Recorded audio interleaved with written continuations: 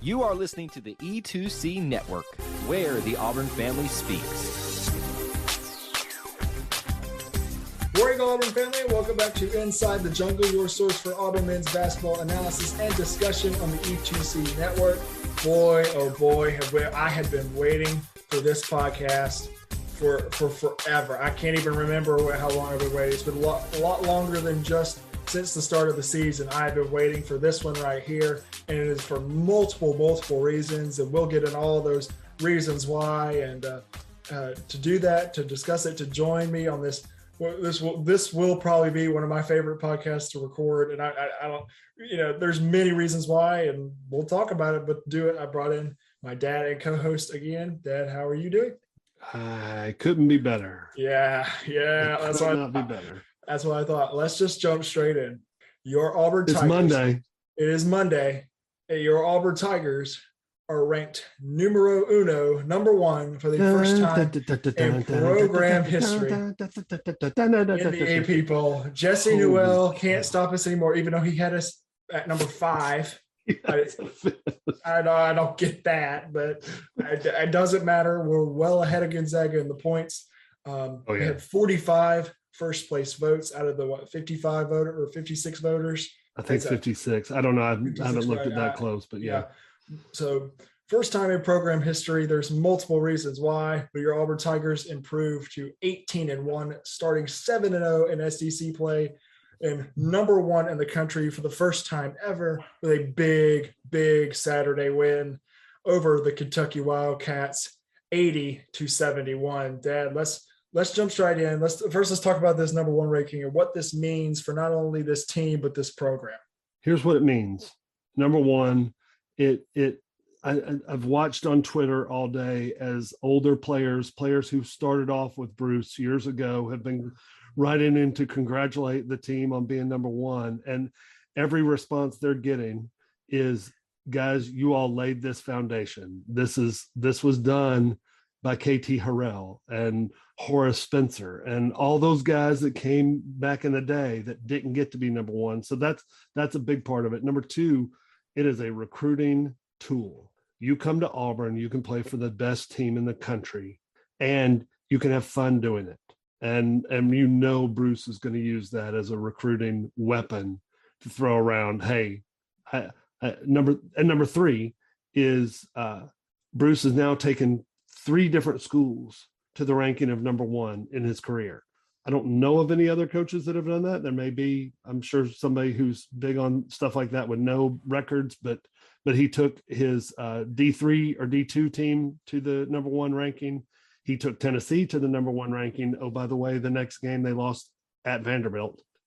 So let's not have a parallel there. And now he's taken Auburn to the number 1 ranking. And I think what he's done at Auburn after Tony Barbee left, this place in shambles, it's mythical. I can't even. There were students camped out in 30-degree weather to go see a basketball game. That's what the number 1 ranking means. It's something for the program to say, hey, we did it. It doesn't matter now. Wendell was right when he said I'd rather be number 1 in April, but it does matter to your fan base and to the people you're walking into the living rooms to try to recruit. That's right. And those guys who laid the foundation. Yeah, that's right. I 100% agree. These guys, just like you said, the guys that laid the foundation, the guys that came before this, even this year, I would consider some of the guys that were there last year, Reef Cooper, JT Thor. I would consider them just like in that category. Absolutely. As well. But you've seen, Gus Malzahn always said, "How we going? We're going up." They used to do that. This program has been going up since Bruce Pearl was hired, and you talked about how that previous coach left this place an absolute a horrible place. You said you couldn't win with Under Armour, but actually you can actually be the number 1 team in the country with Under Armour, if you didn't know that, Tony. So let's talk about, you mentioned it, students camping out, whatever you want to call it Jungle City, you want to call it Tent City, you want to call it Pearlville, you want to call it. Oh no. Pearl is very adamant. He's the coach. It is not going to be called Pearlville. It's not going to have his name on it anywhere because it belongs to the students, and he wants it to be called Jungle City. In fact, he's going to get donors, he said, to help fix it up to make it more where they can do bonfires and stuff like that out there. That is so special. I don't think he won't do that. Yeah. For a minute, think he won't do that. No kidding. So okay. Jungle City was unbelievable. You got somebody, not a first-hand account, but your girlfriend was there. Yes. Did she tell you what it was like? Yeah. Well, actually, I went by. I was not a participant in being able to camp out. I would have. I had other things going on, but I was a witness to and see it.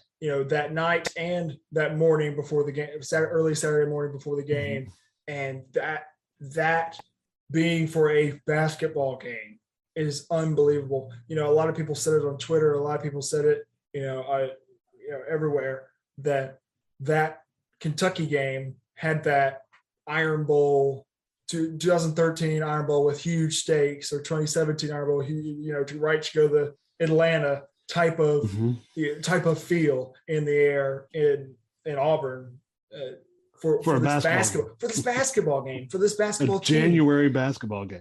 And look, that's special. That's special. So yeah, it was unbelievable to see it happen. You kind of thought it was going to happen when you saw that the game was going to be at noon. Yeah.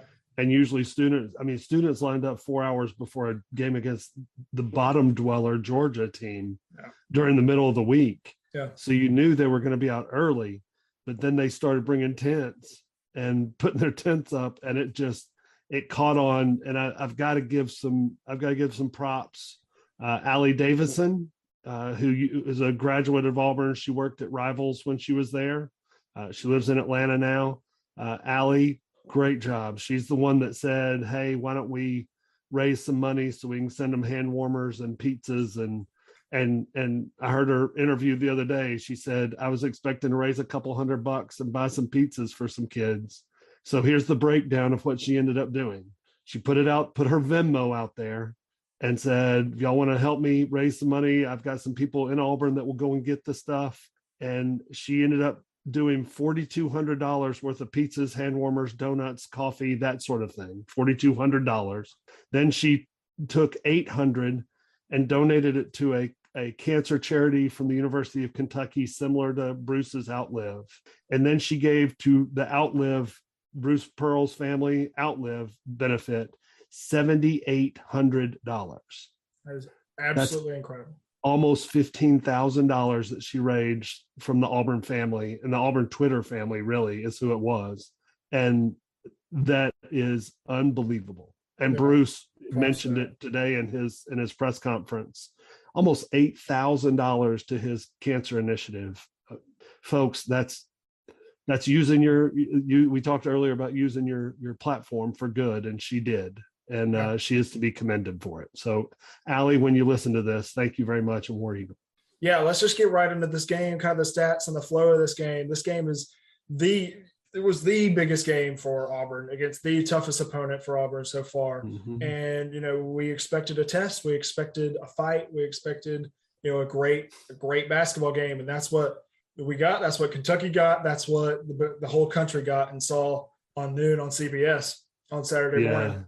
Unbelievable game. We'll get into more of the flow and the stats of the game. Kentucky came out, looking like Kentucky.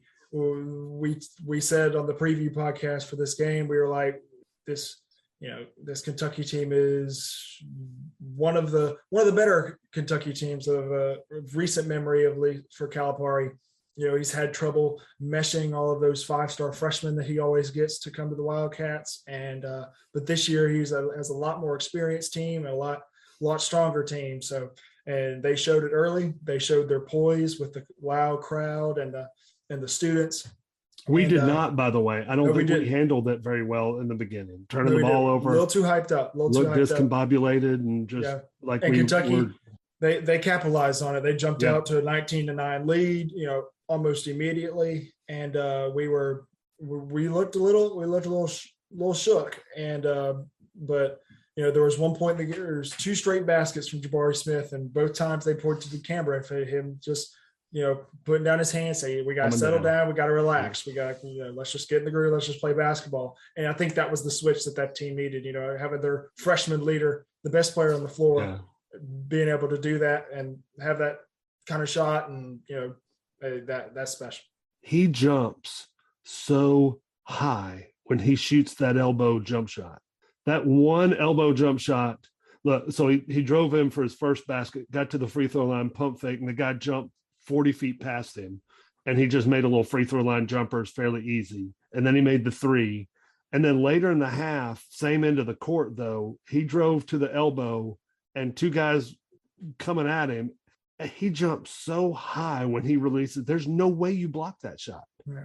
You're a 7'2" guy. You don't block that shot because he's 6'10". He's got the ball above his head and he's jumping way up in the air. Yeah. He is a pro, really good player. Yeah. We'll just jump straight to that shot. Their shot with about 2.5 minutes left over 2 defenders after getting double team, falling away. That's a Kobe Bryant type of shot right there. That's a Michael Jordan type of. That's a LeBron James type of shot. That was incredible. He didn't. He went to the elbow. Went to the elbow and said, "I want the basketball." They threw in the basketball. They double teamed him. He went away from the double team and hit a fall away 17-footer that was just wow. Yeah. His game is so refined. Raftery and what's his name? I just lost his name. Who was the play-by-play guy? Brad Nessler. Brad Nessler and Raftery were both talking about what a wonderful player he is. Yeah. And just he shows emotion. He is a cold-blooded killer when he needs to be. Yeah. So he ended up with 14 points. But what he did with 7 boards, pretty good game for Jabari. Yeah, and as this team gets better and better, as this team gets more publicity and respect, I don't know how much more respect we can get. We're number one now. But as this team gets more respect, nationally, his name gets higher and higher. And I don't, right now, I just said I don't know how much higher Auburn could get. I don't know how much higher Jabari Smith could go because he can't go higher than 1 in the draft, and that's where I believe he is right now. The dude is a stud. Well, I watched Duke play the other night because I wanted to see Banchero play. Yeah. I've only seen him play once, and he torched Gonzaga when I watched him play early. He's a good player. He's physically gifted and really strong. But I would take Jabari 10 times out of 10 over that kid right now. 10 times out of 10. And I don't even the kid at Gonzaga shouldn't even be in that conversation. No. He's not even at anywhere near the same level as those 2 kids. Well, he went to Gonzaga to go play teams that he played in high school. Yeah. So. Yeah. We'll go into talking about more about Auburn and about the flow of the game for the Auburn players here in just a second. But let's talk about some of these guys for Kentucky. We talk about we haven't really discussed opposing players and opposing teams like that. That's the second best team in the SEC, and it's not close right now. Auburn and Kentucky are by far the 2 best teams in the SEC. That's a team I expect to see in the SEC championship. That's the team I expect to see, a 2 seed or a 3 seed, or maybe even a 1 seed in March. That's an incredible basketball team. Oscar Tshiebwe, I don't know how much of a pro talent he is, not because he's bad, but just because of the way the NBA is kind of a tweener. Yeah, he's kind of a tweener. So, but that dude is a stud. That dude is a rebounding machine at 16 and 14. It just didn't seem like he had 14 rebounds. He did, all of a sudden he had 9, and I was like, "Where did that come from?" Yeah. He is built like a Incredible Hulk. But I will give Kessler and to be honest with you, Cardwell credit. They were physical with him. Yeah. And I think Kessler outplayed him, but I think Kessler's a pro. I think that Tshiebwe is really good. He's really good. But you try to feed him the ball in the post, he doesn't have a lot of offensive moves down there. He tried the right on the right-hand side of the lane, tried the hook shot over Kessler. In the first one, he threw an air ball. And the second one he made. and he made one nice little drop step against Jabari.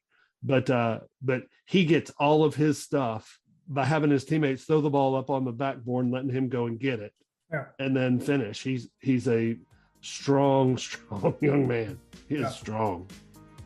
Hey, Auburn fans, I want to take a quick timeout from this episode to bring your attention to something very special. Here at the E2C Network, we pride ourselves on bringing you the best content for Auburn fans out there. And best of all, it's free to you. But just because it's free doesn't mean there aren't costs, especially when you have a library of hundreds of podcasts, videos, blogs, and more. Many of you have reached out and asked how you can support this network in the past. Well, now I have your answer. It's called the E2C Network Booster Club over at patreon.com/E2C Network.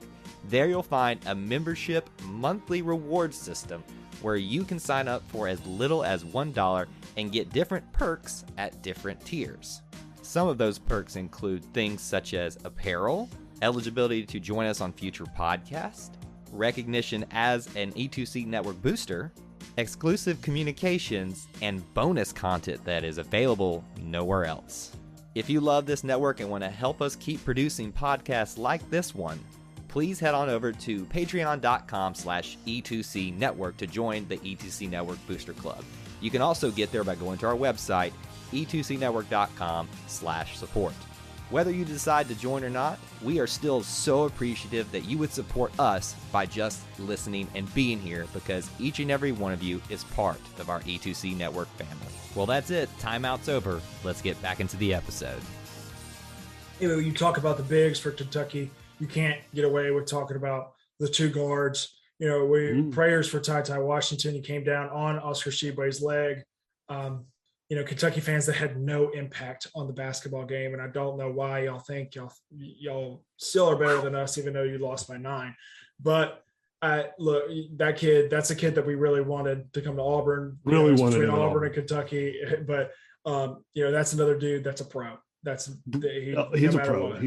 He's a tall, rangy, long-armed guard who gave us a little bit of trouble.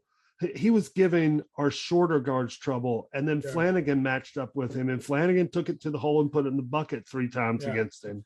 So while I think he's a really good player, I think he's got some growing to do. I'm on Twitter a lot, and all the Kentucky fans after the game were like, if Ty doesn't get hurt, we definitely win that game. So I went back and watched just the part that he was in, and he had a pretty nice pull-up jumper from about 16 feet. That was a good play. He could not guard Alan Flanagan to save his life. And then the shot that he got hurt on was a good drive, but they got a switch where Walker Kessler was guarding him at the 3-point line. And he drove to the middle, and Walker almost blocked it. He threw it I bet he threw it 15 or 20 feet in the air. Yeah. And it went in. It was a hell of a shot. But when he came down and landed on Oscar Tshiebwe, that was it. And hopefully that's not a torn ligament or I haven't heard anything about it as far as how badly he's injured, just that he didn't play the rest of the game. He's a good player. And yes, Bruce's thing last year was, if I can get him to come visit, I think we could get him. And he ended up just visiting and going to Kentucky, which a lot of people do. We talk about Ty. We hope he gets better.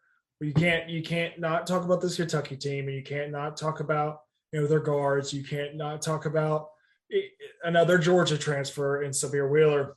Wheeler played incredible. Look, dude played 36 minutes. He got hurt twice with a concussion. I don't know why they let him play, but he had 17 points. He had 4 assists. He was a different kind of game changer in this game. I wish his teammate would have called out a screen. That way Walker Kessler wouldn't have ended him for a solid few minutes.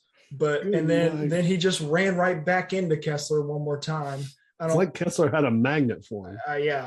So I don't know what to think of that, but he's another great player. He's a really good player, and from what I've watched at Kentucky earlier in the year, he was a drive to pass type of guy. So that's kind of what I was expecting. In that game Saturday, he was driving looking for his shot. Yeah. And he's got a really good shot. He's fast as lightning. Watching him and Wendell go back and forth was fun to watch. Those are two really fast, really creative point guards, and he's a really good player. I don't know if Sheboy just doesn't like him, or Sheboy said in the media afterwards, does he struggle speaking English? He speaks 9 languages. Yeah, that's what I thought. Yeah. Surely Wheeler could know one of them, right? He said he was screaming out that there was a screen, but that the crowd was too loud. Well, you were way too far away to be calling that screen out. I went back and watched the play again. He was almost at the free throw line trying to call out a screen by his guy who was at the timeline. And look, in a quiet arena, maybe you hear it and it doesn't happen, but it was a loud arena. You've got to be up there to hedge that screen anyway. Yeah. You can't be back in the paint like that. Well, Wendell made him pay for it with a big 3. Yeah, to watch Wendell come off that screen and see Severe, I don't know. Hit the deck. I don't know if he got hit as hard as he made it look, but he looked like he hit the deck though. He hit the deck. And then Wendell kind of just takes one more dribble and goes, "Wow, there's nobody guarding me. I can make this nice. This is like a warm-up. Severe's been on me all day. I'm gonna knock this down." And he knocked it down, and Walker after the game was like, "I really hit him hard." Yeah. I mean, I didn't mean it wasn't intentional. Of course, just like Saban, bad things happen to their team. And old Calipari goes to the media and says the rule needs to be changed. I don't know what rule you're talking. Are we saying we can't screen? He called it blindside screens. I don't know what you're talking about, Coach. I have a lot of respect for Calipari, but that was like, dude, you don't change a rule because a guy gets hurt like that, especially because it's your big man's fault. It's the big guy's fault. It's Sheboy's fault. And look, you finish talking about Kentucky players. The Obi Toppin's little brother can jump out of the dadgum gym. That 360 was unbelievable. But they're gonna need to learn how to guard the pick and roll because we tortured them with it. So. Yeah. Well, Walker Kessler ended up with 8 alley-oop dunks off of the pick and roll, which he went 8 for 10. He had 19 points. He had 7 rebounds. Walker wins SEC Player of the Week. Jabari wins Freshman of the Week. Look, we're done talking about Kentucky and Kentucky players. This Auburn basketball team is the best team we've ever had. And it's shown in the ranking, and it's showing on the court right now. You talk about guys like KD Johnson. The dude went 4 for 6. If he goes unreal. 4 for 6 and 3 for 5 from 3 in every game, we might win. We might win out.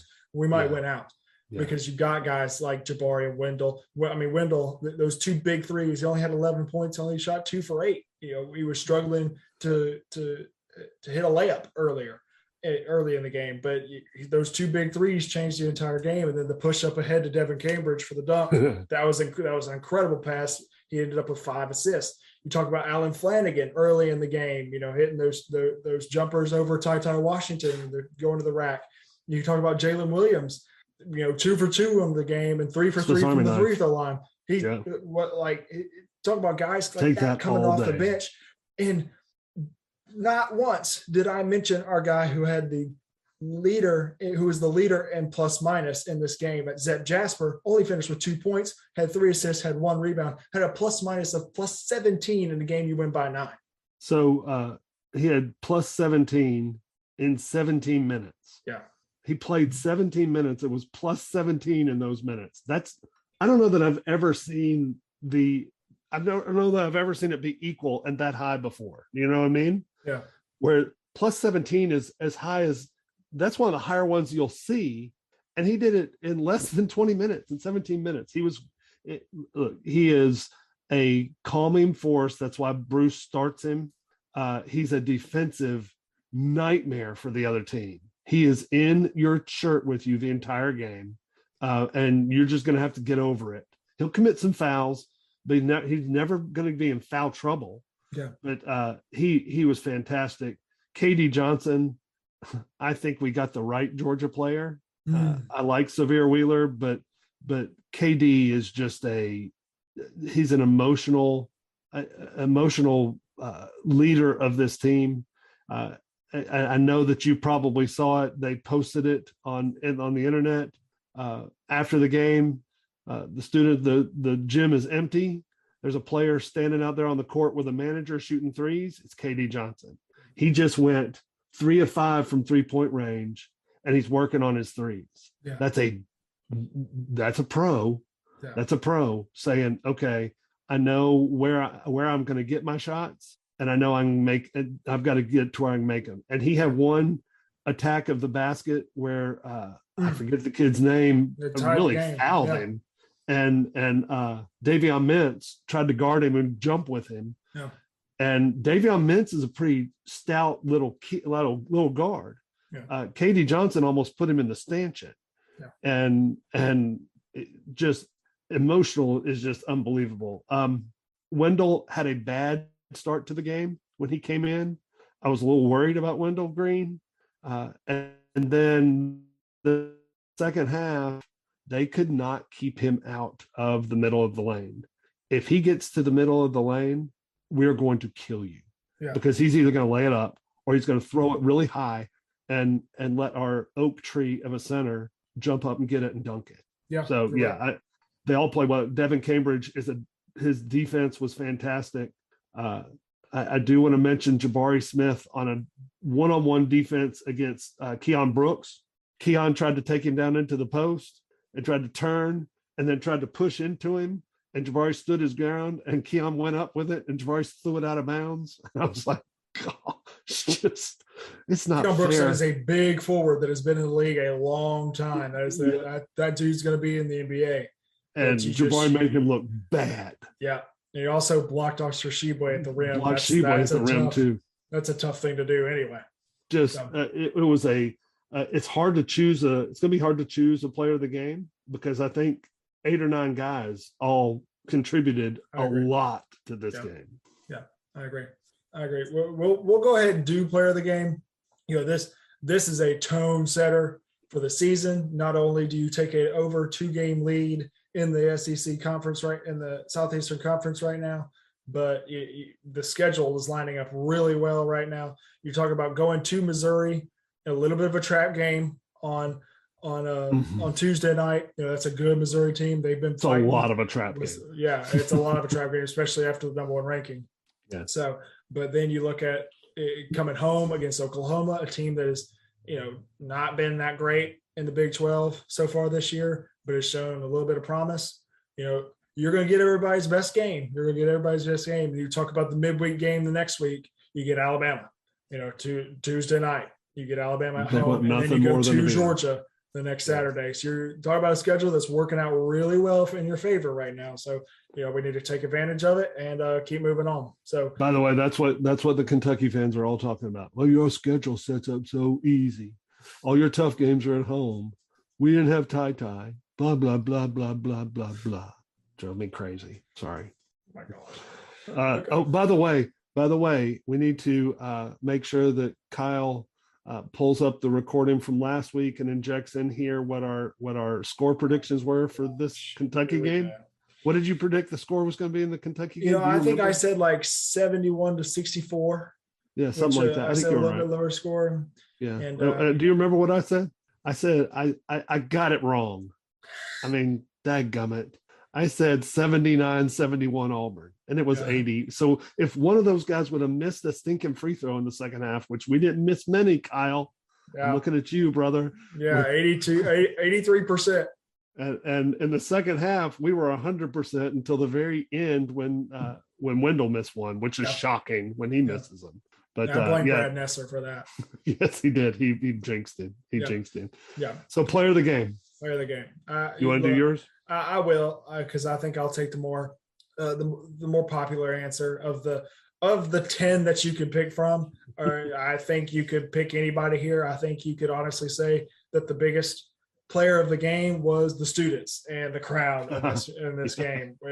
As it changed the entire game, it changed the entire day for Auburn. So, but I don't see anybody else but Kessler. Walker played. You know, he won SEC Player of the Week this week with his great game against Georgia on Wednesday, and then the great game, 19 points, 7 rebounds. He also had 2 assists and 2 blocks.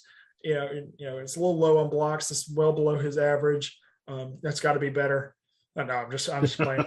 But plus 15 on the plus minus. This is the second highest on the team behind Zep Jasper. You talk about those alley-oop dunks. Those seem like they count for more than just 2 points. And I think if you especially at Auburn, especially in that arena, especially with that crowd. So, I agree. Yeah. So I'll go with Kessler. All right. Well, Kessler is obviously one of the best options there. And I think though that I'm going to go with KD Johnson. He was 17 points. He was 3 of 5 from 3-point range. He was 6 of 7 from the free throw line. And you could tell he was very angry at the one that he missed. He also provided 4 rebounds. We can get our guards to keep rebounding like that. Alan Flanagan had 4. Zep had a rebound. Wendell Green had 4. No, he didn't. I take that back. Wendell did not have one. He had 4 personal fouls. That's right. Anyway, KD Johnson be my player of the game. He was only a plus minus of +2.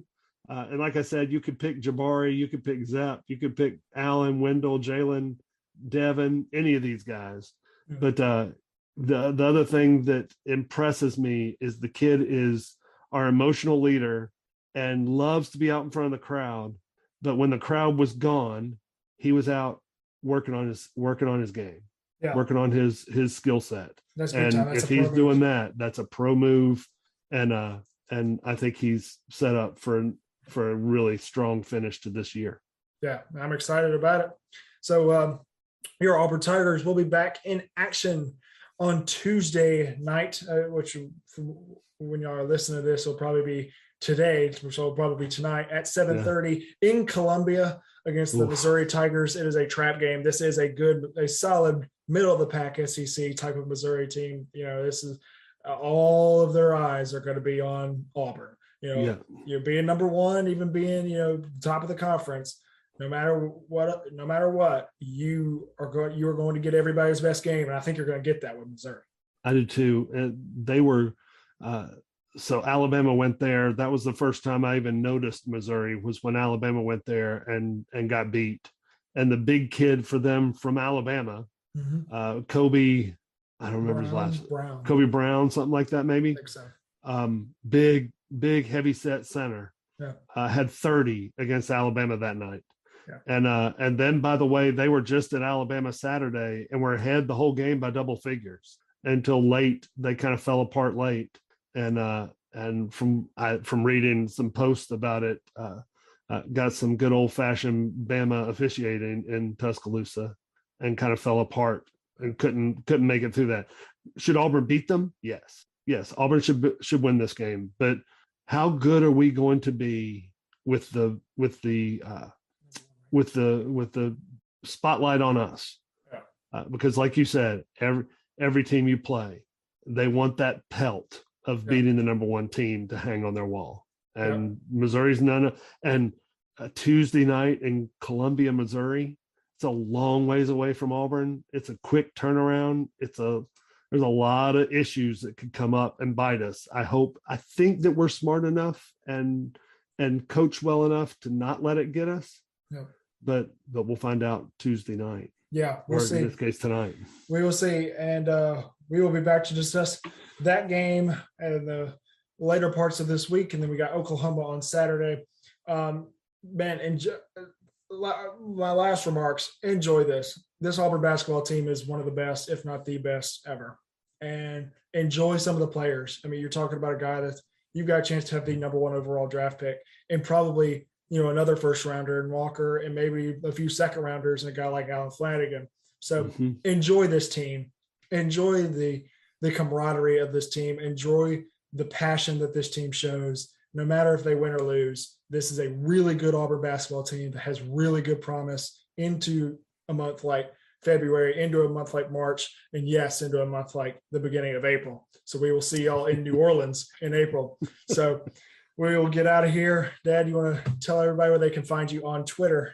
A lot of the Auburn Twitter family has been doing follow and follow back. So if I haven't followed you, reach out to me. I'll follow you and follow me back.